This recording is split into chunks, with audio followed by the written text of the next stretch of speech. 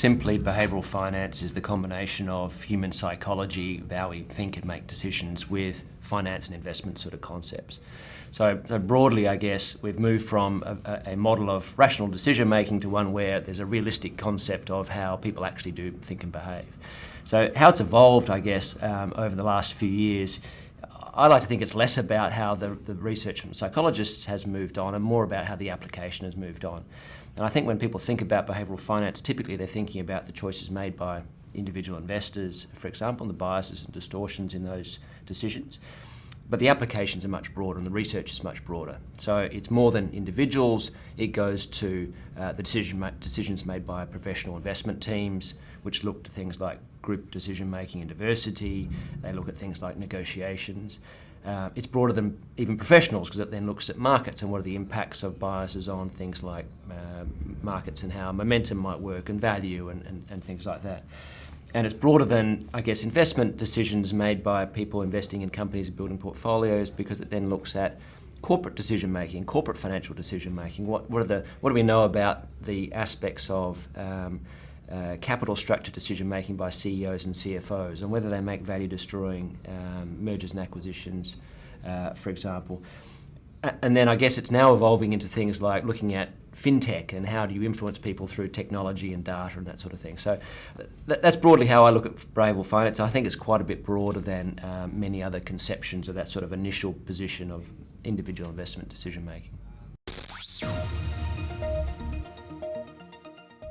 When I look at risk profiling tools and then I look at the behavioural finance research, I guess that research then shows a bunch of failings in, if you like, a traditional approach to risk profiling. So to give you a few examples, one is that people are pretty poor at predicting their future decision making and how they'll make choices in the future. So for example, if a risk profiling tool is to say, well, what would you do if the market falls 20%, if your portfolio falls 20%? Well, I might say to you, you know what, I'm a long-term investor, 20% fall doesn't mean anything to me because really it's 30 years I'm looking for into the future. But then of course, when the market does fall 20%, what do? Well, I sort of panic. I'm wrapped up in the narrative and the emotions of the situation and I transfer into cash. So the prediction and the outcome can be quite different as an example. A second aspect there, I guess, is really how poorly people understand and think about risk. So the research will show us that, for example, moving from a 0% possibility to a 1% possibility, right? So it's a 1% difference. People think about that very differently compared with moving, say, from a 49% to a 50%. So it should be a 1% difference in both cases, but we respond very differently. We respond differently if it's a shark attack versus a car crash, even though the car crash is much more likely, for example. So it's broadly saying the emotional and contextual factors are much more relevant than we might think. The way we frame those sort of questions makes a big difference.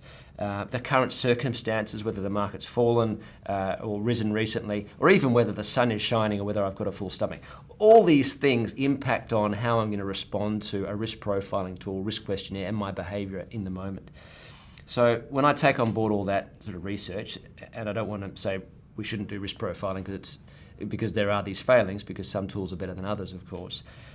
But taking on that broad research and looking at broadly how people do risk profiling, I think some of the conclusions would be, one, just simply relying on risk profiling less. It does have these failings. It's not as accurate as we might like to think. Let's look at risk capacity, for example, as opposed to some of the sort of responses to some of these sort of simple questionnaires. Or let's look at how, as a client, I might make trade-offs between certain future goals that I have for myself or for my family. So if I don't quite reach my goal of having an adequate balance in my super fund by the age of, 60 or whenever I plan to retire, well, do I have flexibility to work until 61, for example? What sort of flexibility? Because that really is the genuine risk. If I have a drop-dead date because I can't work past this date for a health reason or whatever, then that's one thing versus where I have some flexibility. So it suggests, I guess, using the risk profiling perhaps less, retaining some flexibility given the uncertainties in it. And also broadly it says, well, if there's all these contextual things, all these ways that you can frame information differently to get different responses, then can we take all that in the way that we engage with clients and say, we understand this stuff is going to change your behaviour, it's going to change the way you perceive risk through the cycle, and then use that to influence those clients better. If you walk into an advice business and say, I'm here to talk about behavioural finance, I think the response generally is, yes, we know about behavioural finance, yes, we know about all these decision-making biases. The problem, I guess, is then translating that knowledge into practical applications. What do you do with your particular clients, with your particular advice process, for example? And that's where there are certain examples where you can show where people have applied some of those principles, but many cases where I think they haven't. So to give you some examples of some of the cases that I have seen that have worked, one that I actually did some research that we can perhaps touch on later in this interview is about showing the different order of returns. So one problem, of course, that many advisors will be familiar with their clients is short-term underperformance, the market's done poorly, or a particular asset manager's done poorly, but we know in the short term it's mostly noise. We should really be focusing more on the long term, where historically growth assets tend to do better, and genuinely value-adding managers will be doing better, or investment propositions. So how do we focus the client more on the long term than the short term?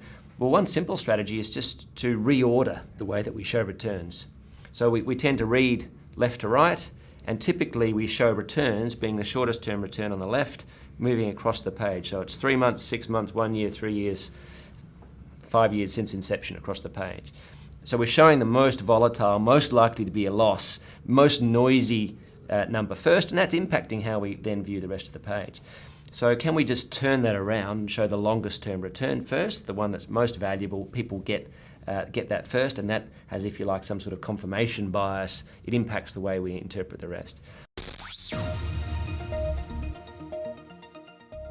I think I'd be asking 4 questions. If I walk into an advice business and they're thinking about how they can use behavioural finance, I think the 4 questions I would ask. Firstly, what is the problem that we're trying to solve? So I wouldn't walk in with my behavioural finance hammer and look for a nail to hit. I want to know, what are we trying to do? So is it we want to get more clients, which is obviously a common one. Do we want better centre of influence relationships, perhaps working with an accountant in-house or an external?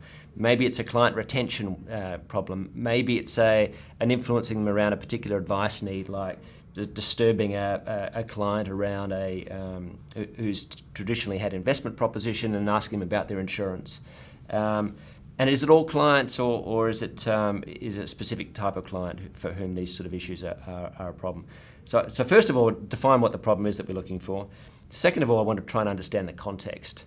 So is it a face-to-face conversation that we want to try and influence our clients better in? Is it a statement of advice that we want to change? Is it a website? Is it an email? And again, what are the segments of the clients that we're looking for? So we need to understand that context, because what we know from the behavioural research is that context makes a big difference. There's not a single solution for a range of contexts. So firstly, what's the problem? Second, what's the context? Third, what are the underlying psychological issues? So once we know what the problem and the context are, we can then look and say, well, it might be clients who think they can do everything themselves. Why do they need me as an advisor? Well, that might be an overconfidence problem, for example, and there's some strategies we can use for overconfidence. But on the flip side, it could be a client who, well, they're stuck in cash because they're too nervous to go into the markets, and they traditionally are fairly unfamiliar with equity investing, for example. Well, there we have the opposite problem. It's sort of an underconfidence, if you like, problem in that case. So we need to understand what the underlying psychological drivers are that are relevant for that particular context and that problem. And then the fourth thing is, well, what are then the tools that you have to fix that problem, or to improve the situation, improve decision-making in that context? And 2 broad strategies there are, one, can we then go and address the underlying psychological cause? So if it's an overconfidence problem, are there ways that we can disturb people's overconfidence, perhaps give them some feedback that might dent their overconfidence, to challenge the way they're thinking and open the door for for them to accept some advice? Or can we actually align ourselves with their decision-making process? And I think this is perhaps the easier one, which is to say, let's not try and change the underlying way that you think. Let's just make sure that if you continue to think that way, that your thinking will sort of nudge you towards a good outcome. So that's where that example I gave earlier about changing the order of the returns is important, because we're not saying, hey, actually stop reading left to right, start reading right to left. We're not saying that. We're saying keep going, doing what you're doing, because it's hard to change and we're not planning to change you. All we're going to do is we're going to put the most important return on the left, so that if you continue to read in this way, if you continue to have the confirmation bias in the way that you're sort of anchored on that first number, well, actually it's going to push you towards the right answer, which is you're looking at the long-term returns first. So just to recap, what's the problem, what's the context, what are the underlying psychological issues, and then what's the behavioural tool set I guess you can bring to that problem. Education, I think, is a good first point, but it's not going to be enough. So I would then be linking education with process changes and other tools that go with it. And the education might help to say to clients, here is the reason why we need to think about process. Here is the reason why we need to take you down this path, because of the impact noise can have on your decision making. So to give you some examples, one is sort of getting pre-commitments. So the psychology says that after I've said I'm going to do something, I feel an obligation to it to be consistent with what I've historically said. So if you're my advisor and I've just told you, hey, if the market falls 20%, you know what, I'm going to hold on. Well, then when the market falls by that 20%, I now feel some commitment, particularly if I've written it down, if I've agreed it, I've signed off on this is my strategy. And I've done that. I've made that pre-commitment when, if you like, in a cool state, before I've had all the emotional impact of the market falling 20%. So that when the market does fall 20% and I now feel the hot state of the emotional impact, I think I'm feeling I'm losing all my money, for example, well, I've got this, it's not a fail-safe approach, but it is going to influence people to then go, well, you know what, I feel like I should be consistent with what I've said, what I've agreed to, what I've written down and perhaps signed off with my advisor. So getting pre-commitments is one strategy. Framing the longer-term returns we've talked about. And one other strategy I quite like is just adding small frictions to a process. Now, normally we try and remove frictions because we want to try and make processes easier. But if the process is one that leads me down the wrong path, maybe I can add some frictions, small things that are going to make it harder, make it less likely. We're not taking away choices because people could still go down a path if they want. But for example, if I have an online trading account, for example, and this is one thing I've done myself, I have a password that I can't possibly remember because it's a random jumble of numbers and letters, and I've stored it somewhere that it takes me a bit of time to go and find. So that if I actually want to go and trade, well, I need to go and find this thing. Where did I put it? Well, I have to go and dig out a spreadsheet I've got stored somewhere else, and then I find it, and then log on to it. There's actually a few behavioural barriers. Now, if I really want to, I can do all those things. But again, what we know from the decision-making research is that the more of those little things that we add to a process, the less likely it is that I'm actually going to do those things. The less likely that the noise is then going to translate into an investment behaviour and therefore an investment outcome.